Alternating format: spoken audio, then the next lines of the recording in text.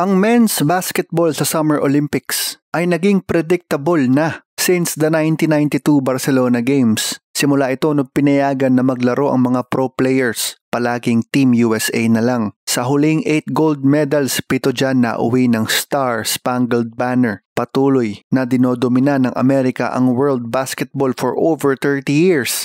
Kaya yung legendary championship run ng Argentina noong 2004 sa Athens, sa Greece hindi sa atin, ay one for the ages. Itinatak ni Manu ang kanyang legacy bilang all-time great international player nang pangunahan niya ang Argentina sa isang shocking gold medal win nito. Dahil sa panalo na ito ay nakita na nagka-catch up na ang mundo sa Amerika. Sandamakmak na clutch moments. Ito nga naman kasi ang first time and only time na hindi nagkampiyon ang USA sa basketball simula nang pinayagan maglaro ang mga pro players sa Olympics. Tinalo ng Argentina ang US sa semifinals, shocking the world as they went to win the gold laban sa Italy sa title game. Ang Team USA noon nauwi sa bronze lamang. Hindi tayo sanay sa ganyan. Pero hindi alam ng marami na natalo ng 2 laro ang Argentina sa group play. Kung hindi nga lang sa buzzer beater ni Manu sa opening matchup nila laban sa Serbia and Montenegro, yan yung dating pangalan ng state, ay baka hindi nila nauwi ang ginto. Yun na nga ang sinasabi isa sa greatest shot in Olympics history. Ito rin ang tira na kumbaga nagdeklara sa pagdating ng golden generation ng Argentina basketball.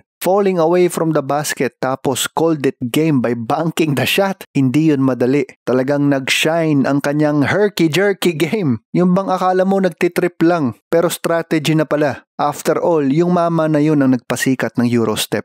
Pero hindi lang din si Manu ang dahilan ng gold medal ng Argentina sa taon na yun. Oo, siya ang star pero andyan ang supporting cast. Si katokayo na si Luis Scola, Carlos Delfino, Fabricio Oberto at Andres Nocioni na pinangungunahan ng coach na si Ruben Magnano. Malaki ang ambag ng bansang ito sa pag-globalize ng basketball. May mga Argentinian NBA players nga din na tumulong sa misyon na ito. Nang matalo nila ang USA, nag-signal ito ng pag-unlad ng international basketball. Isang effort na nagsimula 12 years ago sa Barcelona. Pinatunayan ng Argentina na this was more than just an American game. Ngayon nga ay puno na ang liga ng mga international talent. Pinatunayan ng Argentina na kayang matalo ang Amerika. Sabi nga natin kanina na 2 group games ang natalo ng 2004 gold medalist. Dagdag pa dyan ilang close wins. Butas ng karayom ang kanilang ipinagdaanan para makapasok sila sa knockout stage. Again, kung hindi na-shoot ni Manu yung tira na yun sa Serbia, baka nalaglag na sila. Kaya yung circus shot na yun, niligtas ang tsansa ng Argentina. Tinalo nila ang Greece, ang USA at Italy para sa gold. Mga powerhouse na bansa.